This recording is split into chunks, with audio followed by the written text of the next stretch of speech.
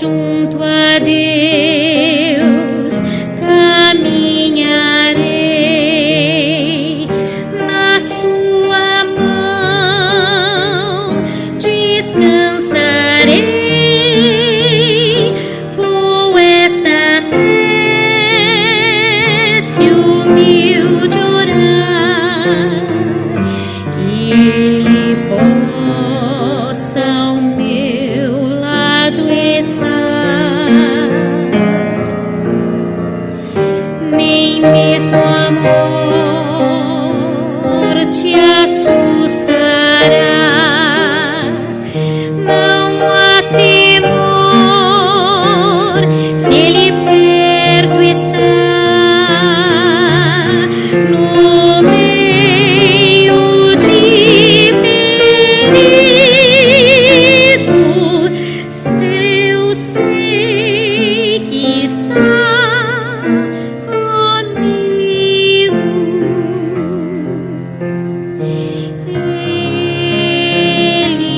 Ele me vem socorrer, se a fé manter, por onde quer que eu percorrer.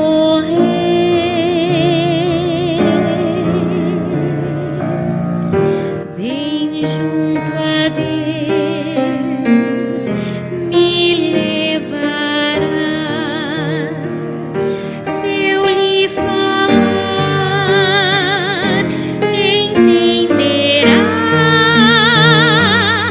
E quando estou a orar, eu sei que Ele ouve o meu suplicar.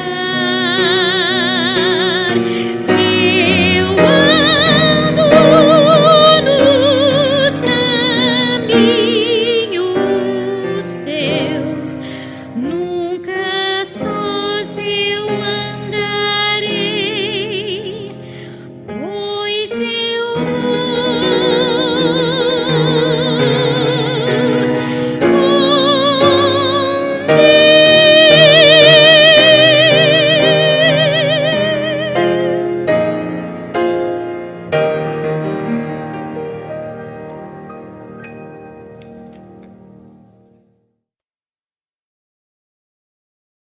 Bom dia, meus irmãos. Que a graça e a paz do Senhor Jesus renove-se sobre a sua vida. Mais esse domingo, mais este primeiro dia da semana. Eu vou ler Neemias, capítulo 4, do 1º ao 14º verso. As Escrituras dizem assim: Tendo Sambalate ouvido que edificávamos o muro, ardeu em ira e se indignou muito, e escarneceu dos judeus.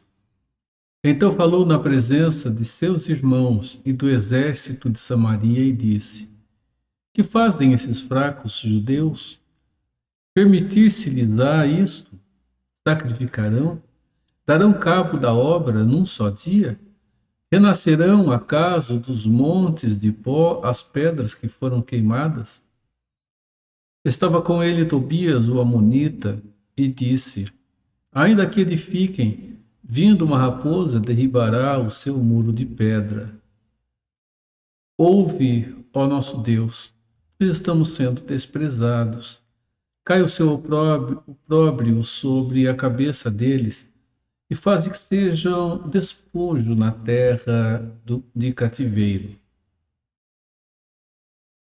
Não lhes encubras a iniquidade, e não se risque diante de ti o seu pecado, pois te provocaram a ira na presença dos que edificavam. Assim edificamos o muro, e todo o muro se fechou até a metade de sua altura, porque o povo tinha ânimo para trabalhar.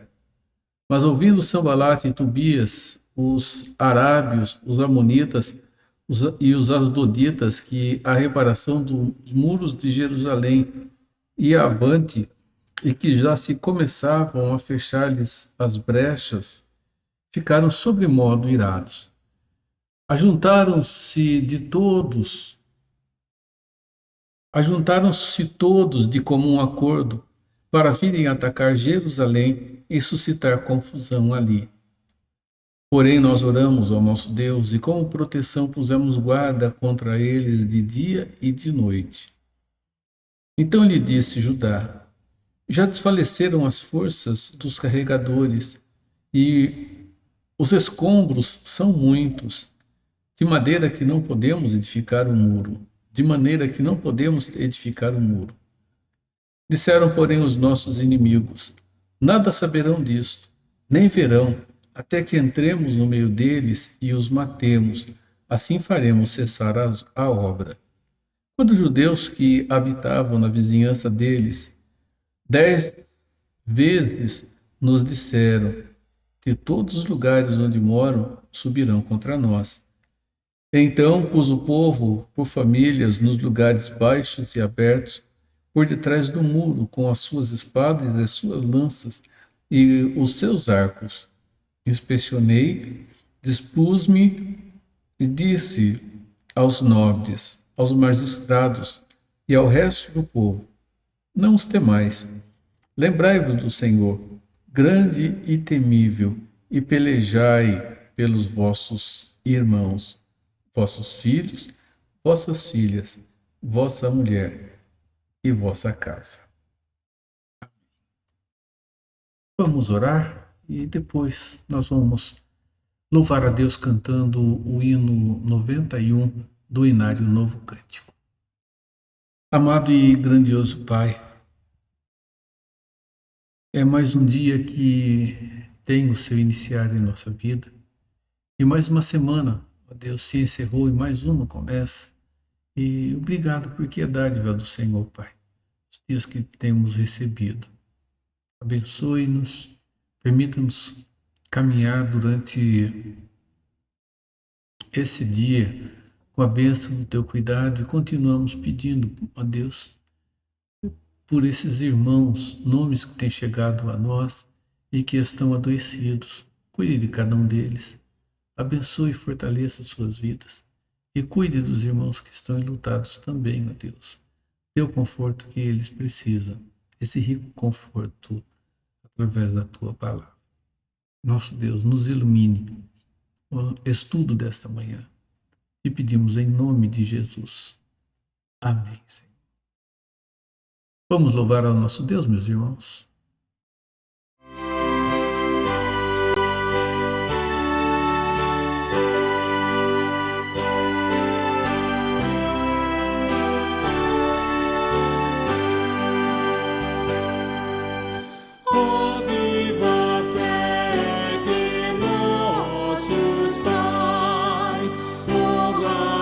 Sempre com valor, nós cantaremos mais e mais Teus grandes feitos com ardor, sublime fé, clarão de luz, inspiração que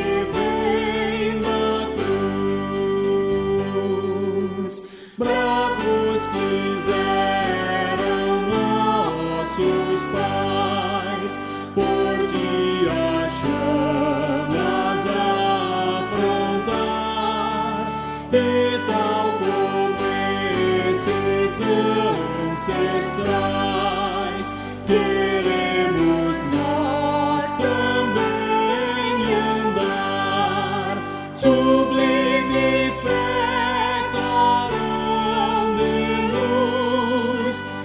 inspiração que vem da cruz.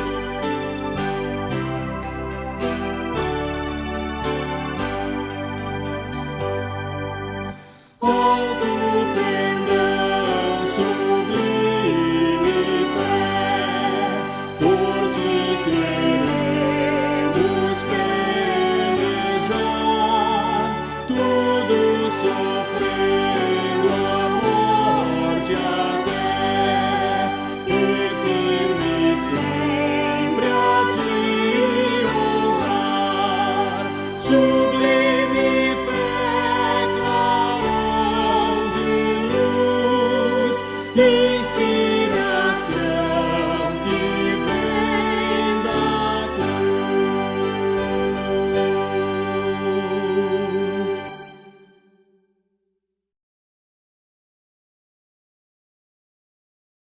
Até quando, Senhor?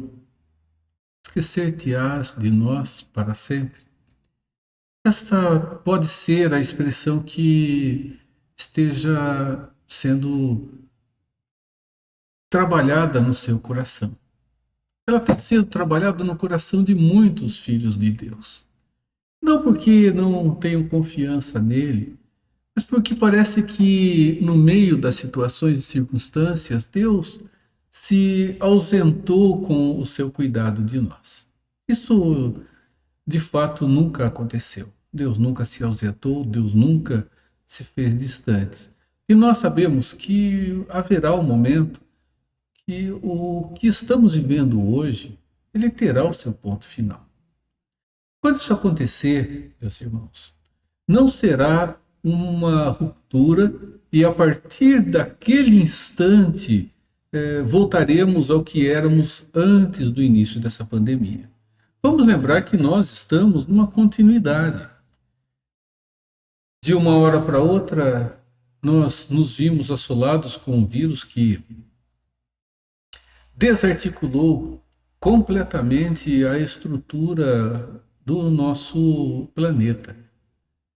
Um vírus que fez com que países fechassem, que fez com que víssemos o horror de pessoas falecidas sendo transportadas em caminhões refrigerados, armazenadas em caminhões refrigerados, sendo sepultadas com em valas comuns abertas por retroescavadeiras, porque o número de pessoas era muito grande. Pessoas bem próximas de nós partindo. E nós não sabemos o que haverá ainda até que haja um controle mais preciso da propagação e da divulgação desse vírus. Vejam, estamos caminhando em meio a toda esta situação. A vida sofreu um revés, as circunstâncias e situações se tornaram diferentes. A vida, em muitos aspectos, ela ruiu e ela terá que ser reconstruída. Nós sabemos que a continuidade, ela existe, e quando tudo diminuir, muita coisa terá sido lançada por terra, terá sido arrasada, e ela terá que ser refeita.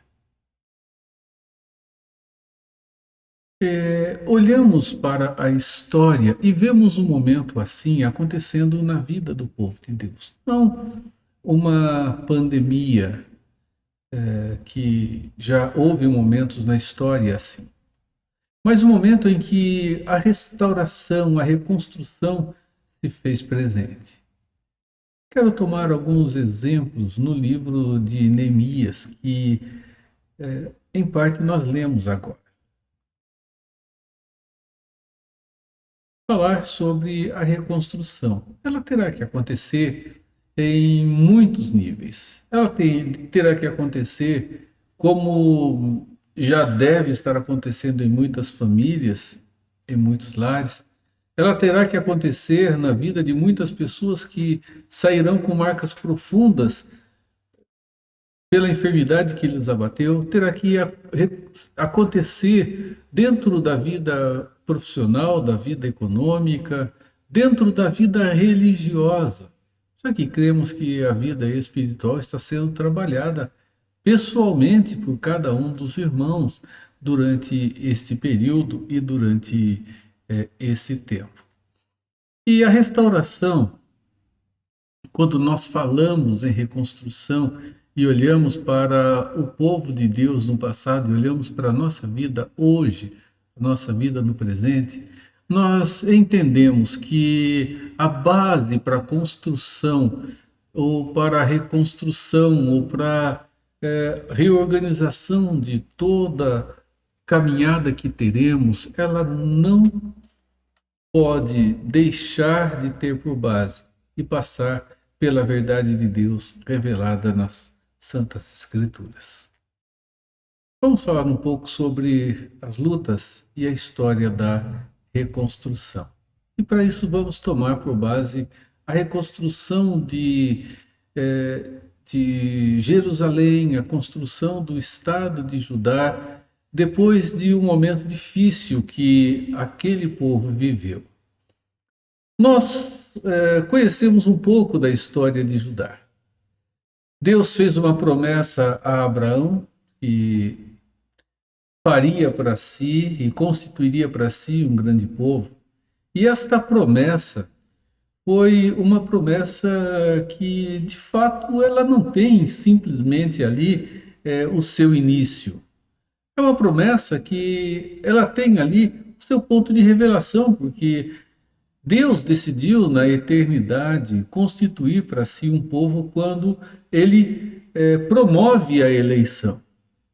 Quando ele provê o meio para que este povo se constituísse o povo santo, o povo abençoado, aquele povo que Pedro chama de propriedade exclusiva de Deus. E, meus irmãos, no meio de toda a história, nós conhecemos a situação que envolveu o distanciamento da humanidade de Deus através do pecado cometido pela humanidade em Adão. Então, quando Deus, ali em Gênesis 12, chama Abraão e constitui e estabelece com ele uma aliança, essa aliança contraída com ele de ter, a partir da sua família, um povo estabelecido, ela vai caminhar e vai se concretizar muito depois da sua própria geração. Caminha a geração de Abraão, do seu filho Isaque, do seu neto Jacó, e vai se estruturar na vida dos seus bisnetos, que são os 12 filhos de Jacó, nome depois transformado por Deus e modificado por ele em Israel. Irmãos, tudo isso acontece dentro de um contexto de inicial liberdade e posterior servidão. Deus faz com que toda a história da constituição do povo passe pela vida de um jovem. José, um filho, podemos chamar, preferido dentre os demais filhos de Jacó, que por ciúme é vendido pelos irmãos, e a história começa então a traçar uma direção completamente distinta dentro dos propósitos de Deus. Houve uma tentativa de morte, o irmão mais velho não permite que isso aconteça, ele é lançado numa cisterna, um local para se armazenar água, e posteriormente ele é vendido como escravo para mercadores que iam para o Egito. É vendido para Potifar, um oficial da guarda do rei, e ali situações bem particulares aconteceram na vida de José, até o momento em que Deus revela-lhe algo que estaria a acontecer. Um período de grande fartura e um período de grande escassez. As vacas magras, as vacas gordas, o período de uma excelente safra e um período de safra absolutamente algum. E foi dentro desse contexto que Deus, então, continua agindo na vida de José, e José assume o vice-governo do Egito, e dessa forma permite que Deus permite que, então, o reencontro acontecesse entre ele e os seus irmãos, sua família. José, trouxesse-os para o Egito. E ali, então, dá início à história de Israel como nação, que por 400 anos se multiplica e se torna um grande povo, maior do que o próprio povo do Egito. Eles saem, passam 40 anos caminhando pelo deserto, Moisés foi o grande líder levantado por Deus. Eles entram na terra de Canaã. Deus então lhes distribui a terra e agora eles estão ali com um reino unido. 12 tribos estabelecidas dentro da Palestina do Antigo Testamento, ou a terra de Canaã. Nós vemos aqui, então, a divisão da terra que Deus havia prometido conceder a eles. E, meus irmãos, dentro desse contexto, nós observamos o povo de Deus caminhando de uma forma que os alertas dados por Deus, eles não foram ouvidos. Deus havia lhes dado instruções claras, instruções para chegar naquela terra, para tomar posse definitivamente dela, para não se misturar com os povos, e não foi o que eles fizeram. Eles tomaram posse da terra, mas permitiram que ainda o povo que morava ali permanecesse, e começaram a se casar e a dar-se em casamento às pessoas aos povos que estavam ali, indo contra o que Deus havia lhes advertido.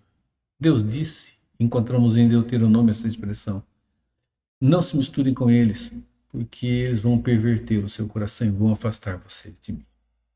Nós tivemos um período, meus irmãos, onde Deus levanta juízes para administrar a vida civil e religiosa do povo.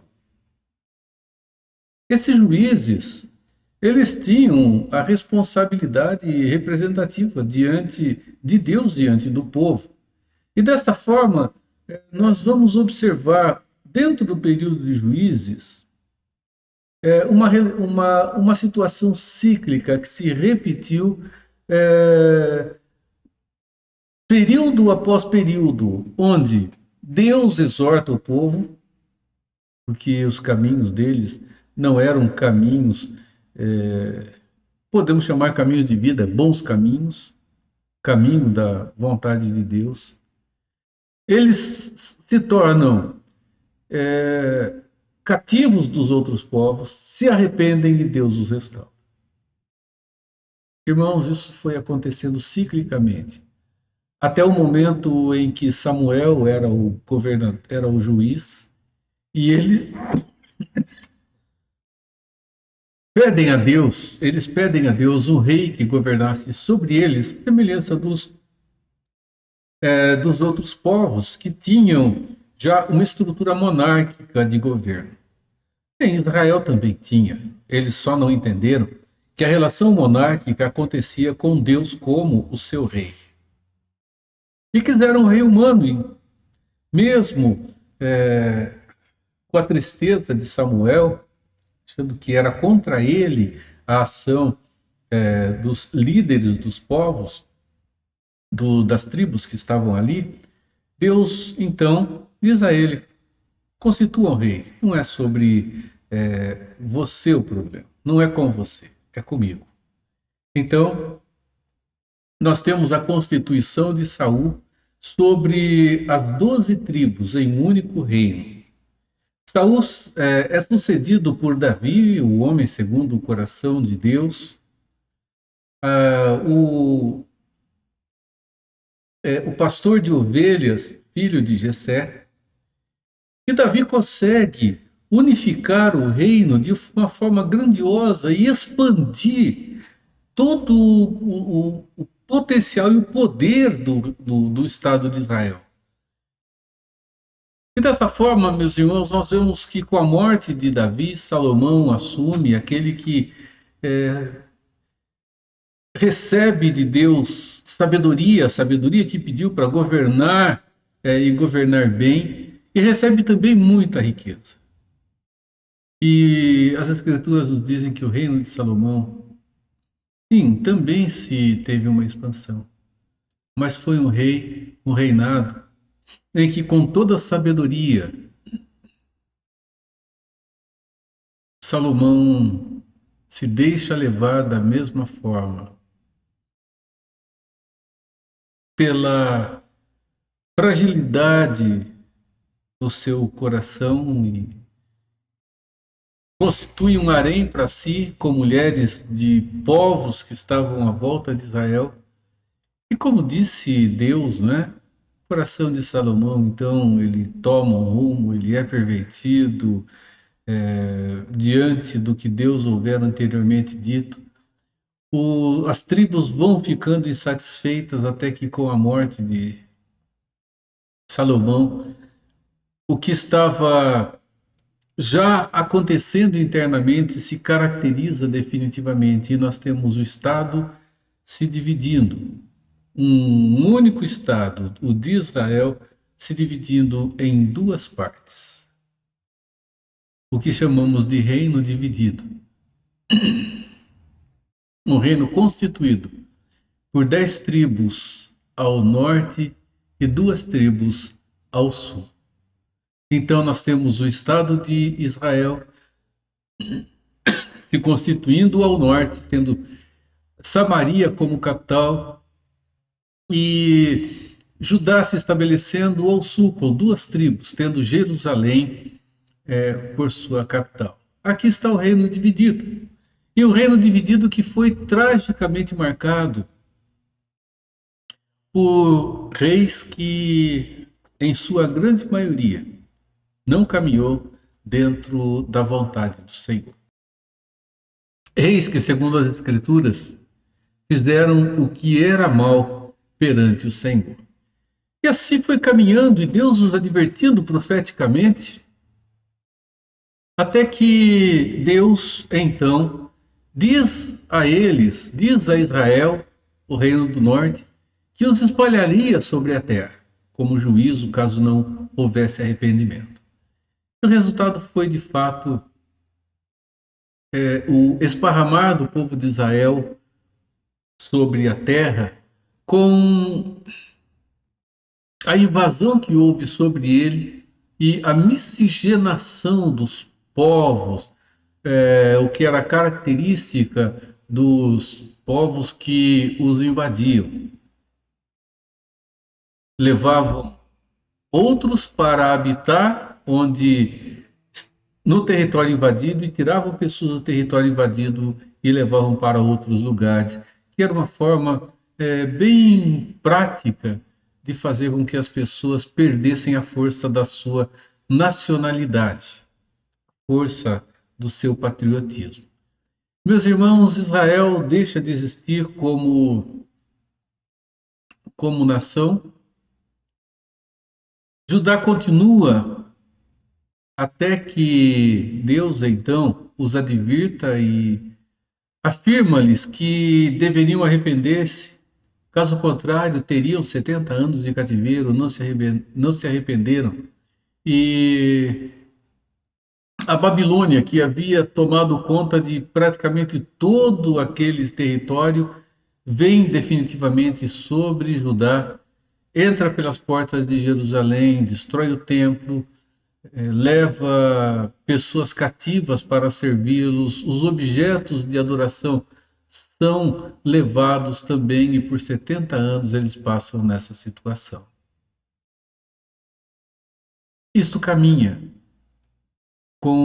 até que nós observamos as sucessões de domínio acontecendo, até que nós vemos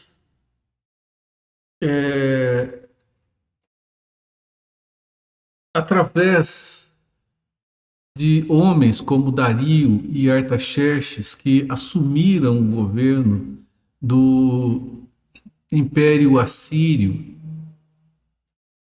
o povo, por decreto, voltando para casa. Voltaram para casa, meus irmãos, mas voltaram para uma casa e para um território destruído. E agora a vida teria que ser reconstruída. E o capítulo 4 de Esdras nos mostra parte desse evento e parte desse acontecimento. No capítulo 3, Neemias está mostrando o que aconteceu na reconstrução do muro. Os capítulos 4, 5 e 6 vão nos dar ideia de como é que isso aconteceu. O retorno do povo de Deus do cativeiro babilônico, que assim chamamos, o grande cativeiro, aconteceu em 3 grandes grupos, debaixo de Zorobabel, de Esdras e podemos dizer, de Neemias. Quando Neemias vem, ele vem para estabelecer uma situação de fato de reconstrução.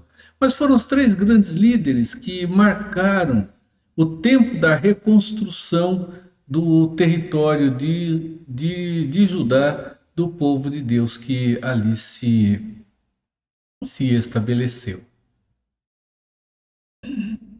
Neemias, ele era copeiro de Artaxerxes.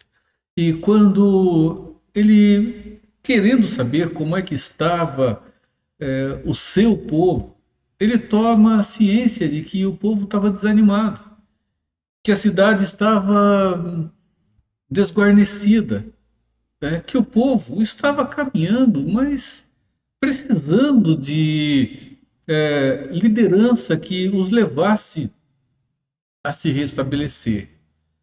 Ele consegue, através então da ação de Deus no coração do rei, não apenas a autorização para voltar para Jerusalém, mas para que tivesse passagem livre, e não somente isso, mas conseguisse que fosse cedido pelos povos vizinhos material para que a reconstrução pudesse acontecer. Então, nós vamos observar o que envolve a vida do povo de Deus naquele tempo, quando esses capítulos que temos aqui registram a dificuldade que eles enfrentaram. Posição muito grande. Capítulo 4 vai mostrar que eles enfrentaram a oposição dos povos que estavam à sua volta. Capítulo 5 mostra que houve oposição interna. E o 6 volta a mostrar as oposições externas que eles enfrentaram. A oposição externa, ela envolvia diretamente os povos que estavam à volta de Jerusalém. Quando a conquista de Samaria aconteceu, o território de Samaria foi invadido, o território de Israel foi invadido, e com essa invasão nós tivemos então governos estabelecidos nas províncias. Pessoas que agora estavam administrando essas províncias, afinal de contas, estava-se sob o domínio de um único império, e havia dentro do império trânsito comercial. E Jerusalém fazia parte de uma rota muito importante do comércio.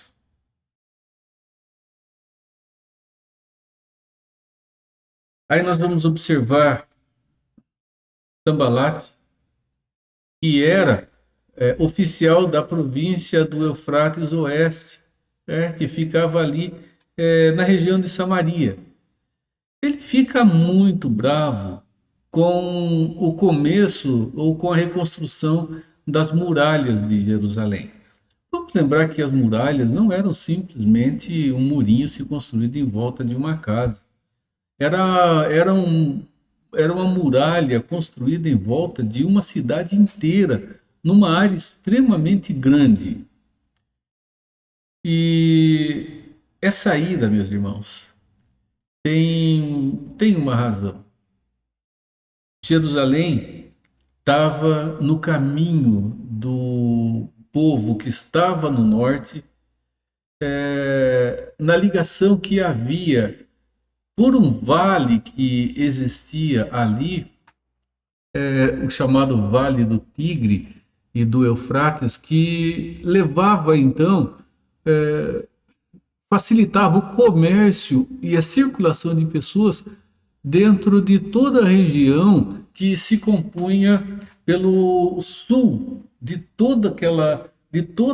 todas aquelas províncias que estavam ali. Então é um ponto de passagem entre o norte e o sul. Muro reconstruído, dificuldades surgindo. E se a cidade fosse reconstruída, o que aconteceria? O comércio de Jerusalém se fortaleceria. E isso ia ameaçar a força econômica que havia na cidade e na região de Samaria. Eles eram hegemônicos dentro do comércio. Isso ia atrapalhar e a mudança poderia acontecer agora para Jerusalém. Uma briga econômica, né? Sanbalat, Tobias, os amonitas que estavam ali, eles não queriam que isso acontecesse, porque se acontecesse, eles iam ter uma perca econômica significativa. Então, o que eles começam a fazer? Eles começam a se opor. E essa oposição é interessante que tem muito a ver com situações e circunstâncias que nós também enfrentamos no nosso dia a dia. Sanbalat ele começa a zombar do povo de Israel. Quando falamos em oposição, essa oposição começa assim. Ela começa numa tentativa de desqualificar o ânimo, a confiança e a própria relação interna de relacionamentos. Ele começa escarnecendo. Ele começa zombando, desprezando e usando palavras de desdém. O que ele queria, se não gerar desânimo? Bom, uma das boas formas de fazer com que alguém pare com o que está fazendo é desanimá-lo. Né? É zombar, é escarnecer, é ter palavras de desdém. Né? E é assim que usa-se uma poderosa arma sem que tenha-se a necessidade de entrar em um confronto direto com a pessoa. Desanimada, ela para. Ela não caminha. Escarnecer, mesmo que de forma inconsciente, tem a força de produzir e diminuir a estima de alguém. A gente chama de autoestima. Isso vai inferiorizá-la. Isso vai fazer com que ela se sinta minimizada. Ela vai se desanimar. Isso vai fazer com que ela se sinta uma pessoa desprezada pelos outros.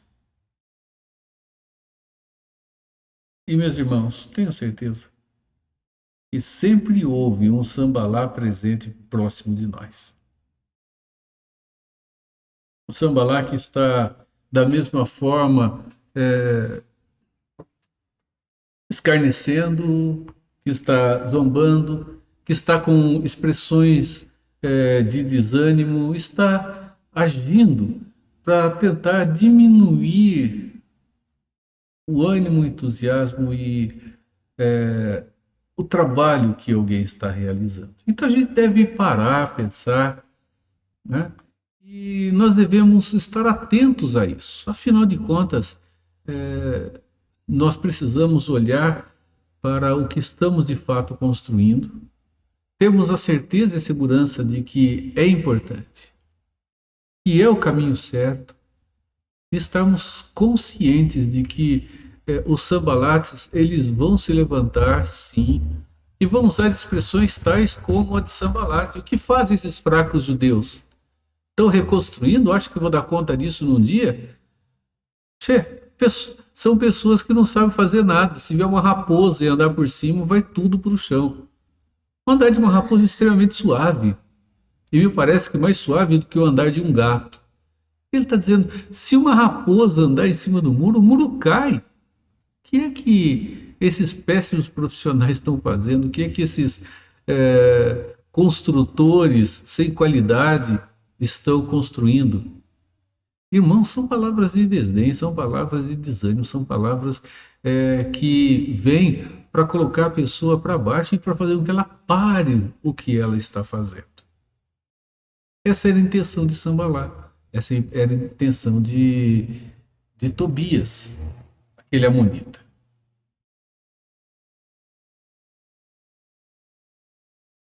Olhem só, né, o que eu acabei de ler aqui. Darão cabo da obra no só dia? Renascerão acaso dos montes de pó as pedras que foram queimadas? Ainda que edifiquem, vindo uma raposa derribará o seu muro de pedras. Fracos judeus, péssimos construtores, são as expressões que são usadas aqui para tentar desanimar o povo na construção. São palavras de desânimo. São palavras para fazer com que as pessoas se sintam inferiorizadas. São palavras que foram usadas para fazer com que eles realmente achassem que não haveria razão para construir, porque o que eles estariam construindo, né, não teria segurança, não teria firmeza, e eles não iam dar conta. Como é que essas palavras vão chegar lá dentro? Uma possibilidade, meus irmãos, são aqueles mexericos intencionais, né? Parece-nos que o trânsito existia entre os povos e entre as cidades, e que foi plantado lá dentro a palavra de desânimo. Intencionalmente, né, botaram pessoas lá dentro para chegar e fazer essa fofoca, os mexericos. É chegar e, vai lá dentro e diga isso. Ou então nem dizer isso lá dentro. Olha o rei que está dizendo, olha o que os governantes das províncias estão dizendo aqui. E estão dizendo que os judeus não vão dar conta. Aí corre o fofoqueiro, vai lá dentro, o mexeriqueiro, chega lá e fala, o rei, estão dizendo lá que não adianta, vocês não vão dar conta mesmo. Vocês não são fracos, a construção de vocês é muito ruim.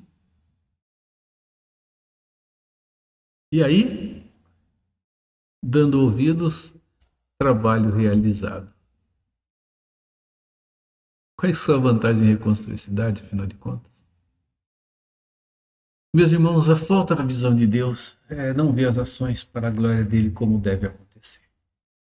Como é que a gente enfrenta o escárnio olhando para Neemias? Como é que a gente enfrenta o desânimo? Como é que nós vamos enfrentar essas situações de oposição ao ânimo, oposição ao entusiasmo, oposição ao coração? Como é que vamos enfrentar os Sambalates e os Tobias da vida? A receita de Neemias começa aqui. Conversa com Deus. É a primeira coisa que Neemias faz, e a gente observa, né? Aqui no versículo 4, ele orando. Logo depois do escárnio de Sambalate e de Tobias, ele diz: ouve, ó nosso Deus, pois estão sendo desprezados. Ele chega diante de Deus e ele não está contando para Deus algo que Deus não saiba, ele está abrindo seu coração diante de Deus em oração. A base da confiança para a continuidade do trabalho não pode estar apoiada, meus irmãos, naquilo que nós temos, simplesmente. No dinheiro, na saúde ou na força que se tem para ir à luta, para brigar. A base da confiança não pode ser essa. Sempre vai ter alguém com um potencial econômico maior que o nosso. Sempre vai ter alguém com tanta saúde quanto. Sempre vai ter, vamos encontrar alguém com mais poder do que nós.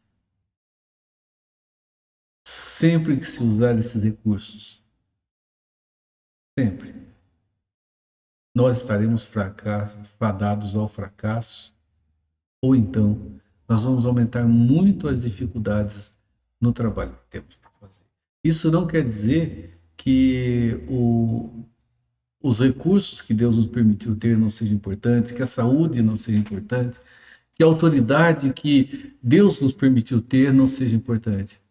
Está dizendo que nós não podemos trocar nenhum desses valores pela dependência e confiança no Deus Todo-Poderoso. A base da confiança de Neemias está aqui, no texto que nós acabamos de ler. Ao invés de brigar, de retrucar, o que não vai adiantar em nada, né?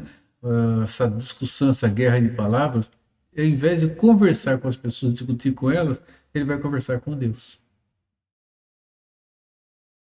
Ele dá vazão aos seus sentimentos da forma correta. Ouve o nosso Deus, estamos sendo desprezados, caia sobre o seu opróbrio, sobre a cabeça deles e faça com que sejam despojos numa terra de cativeiro. Não lhes encubra a iniquidade e não se risque de diante de ti o seu pecado, pois te envergonham, te provocaram a ira e na presença dos que edificavam. Ele chega, ele derrama o seu coração diante de Deus, né?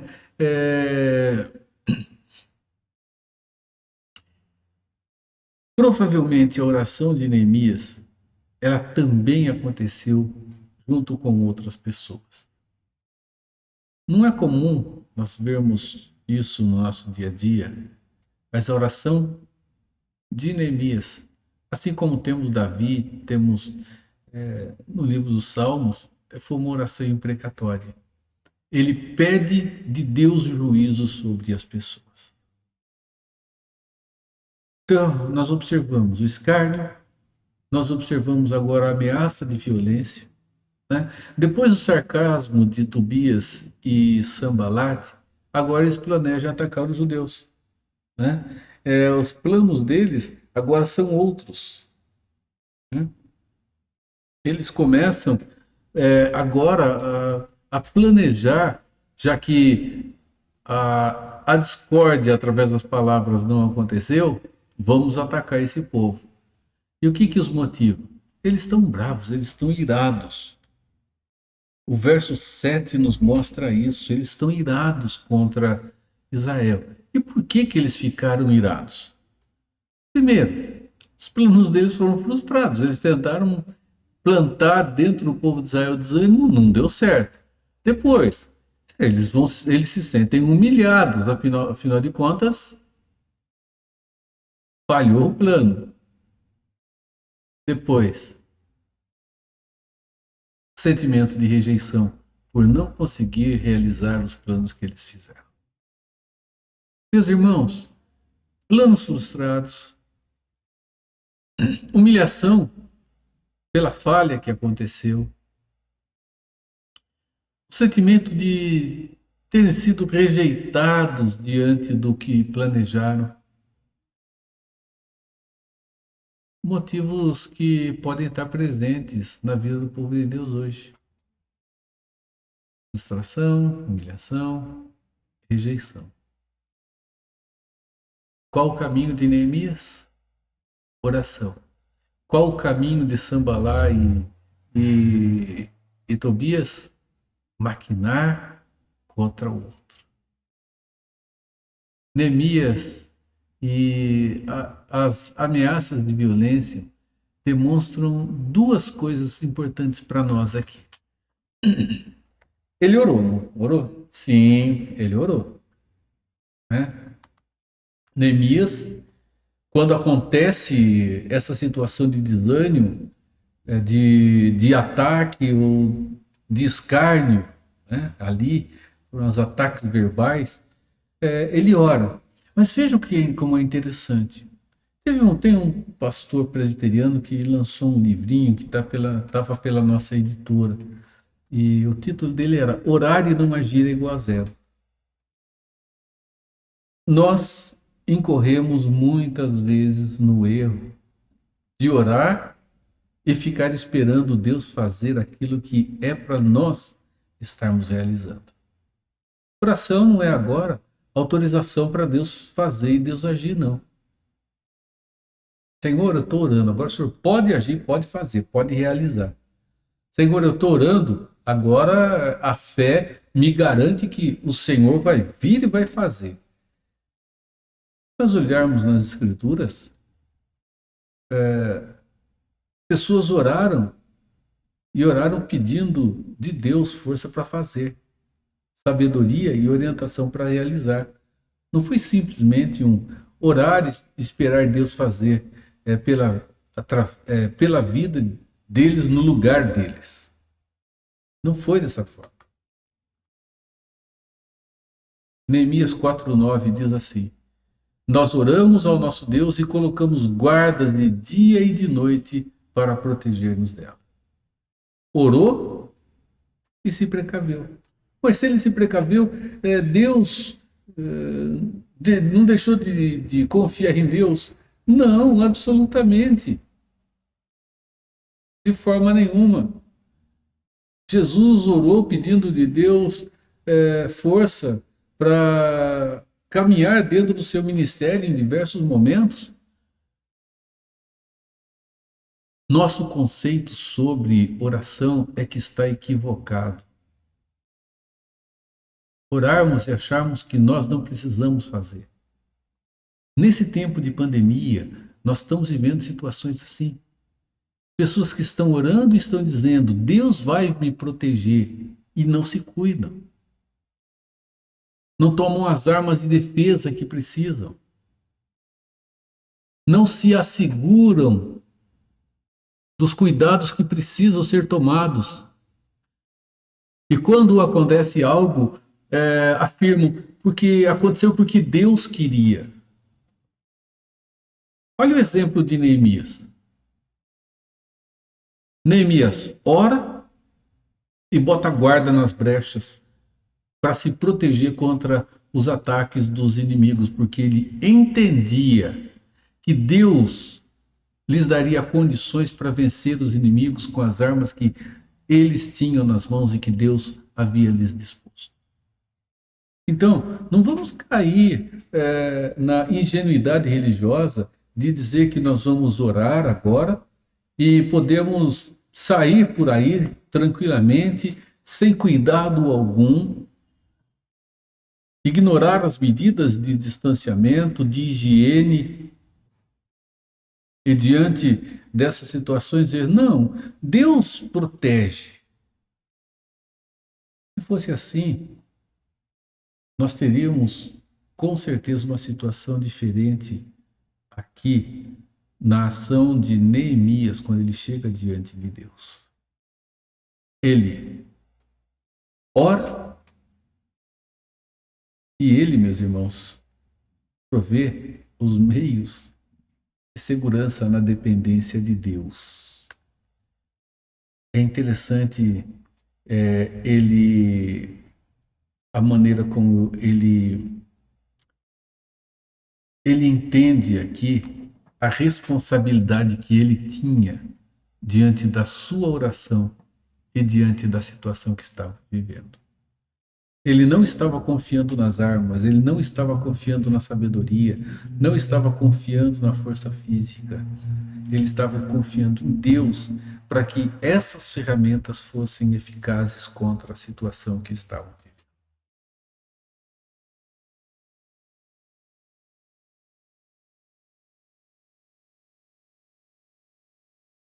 Quando o povo estava desanimado e cansado, o que Neemias fez? Reorganizou e aparelhou aqueles trabalhadores. Deixa eu ler aqui para a gente terminar as escrituras que dizem assim: E sucedeu que, ouvindo os nossos inimigos, que já os sabíamos, e que Deus tinha frustrado os desígnios deles, voltamos todos nós ao muro, cada um à sua obra. Daquele dia em diante, metade dos meus moços trabalhava na obra e a outra metade empunhava lanças, escudos, arcos e couraças. E os chefes estudavam por detrás de toda a casa de Judá. Estavam por detrás de toda a casa de Judá, os carregadores que por si mesmos tomavam as cargas, cada um com as suas mãos fazia a obra e com a outra segurava a arma. Os edificadores, cada um trazia sua espada à cinta, e assim edificavam. O que tocava trombeta que estava junto de mim. Disse aos nobres, aos magistrados e ao povo: grande e extensa é a obra, e nós estamos no muro muito separados, longe uns dos outros. No lugar em que ouvirdes o som da trombeta, para ali acorrei a ter conosco. O nosso Deus pelejará por nós. Eles tinham essa segurança. O nosso Deus pelejará por nós. Significa, o nosso Deus vai lutar conosco. Mas não é o nosso Deus que vai lá realizar a luta. Ele disse: o muro é grande, estamos separados. Quando o toque da trombeta acontecer em um determinado lugar, ali haverá risco. Então venham todos para lá e Deus vai lutar por nós ali. Ou seja, Deus estará conosco, lutando a nossa luta. Ou Deus estará conosco, nos dando a condição para irmos à luta e vencermos a batalha que está à nossa frente.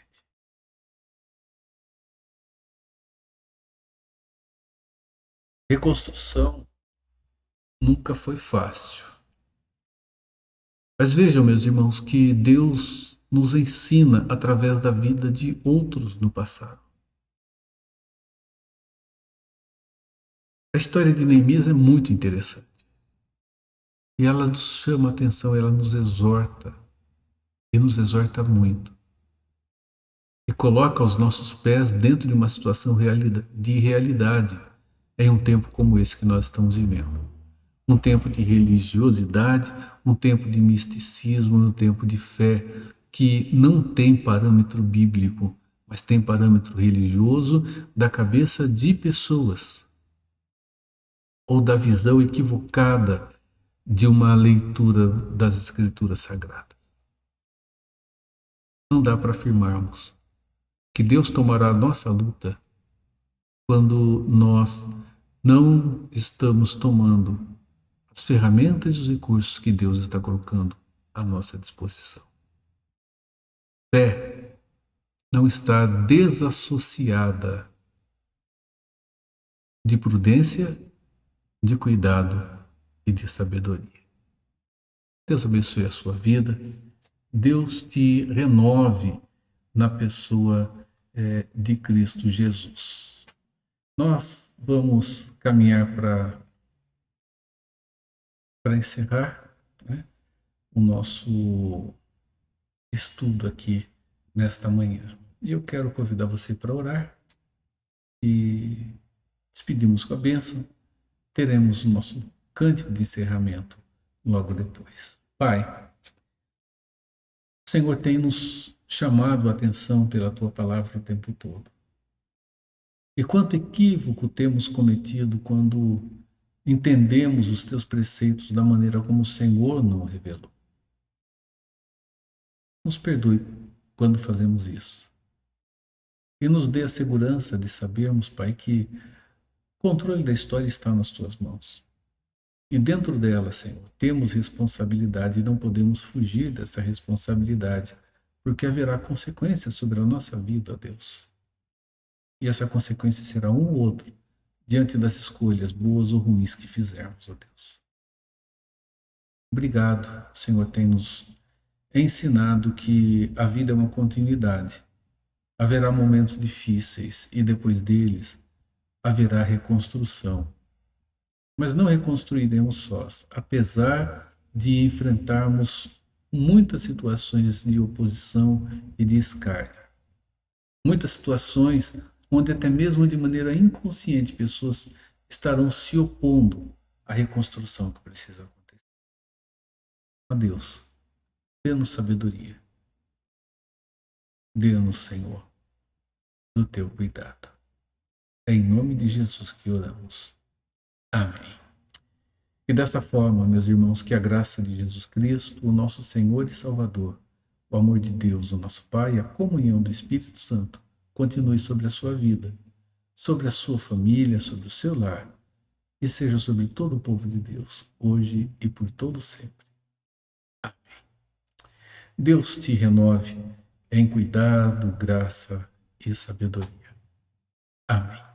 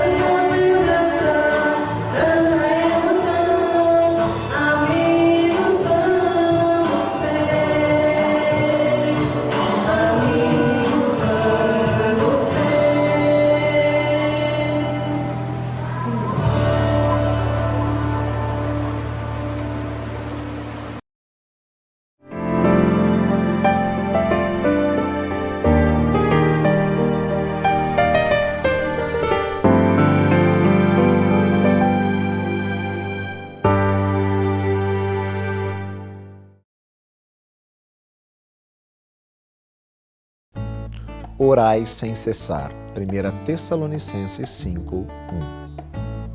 Nem sempre somos sábios, prudentes e equilibrados na apresentação dos nossos pedidos a Deus.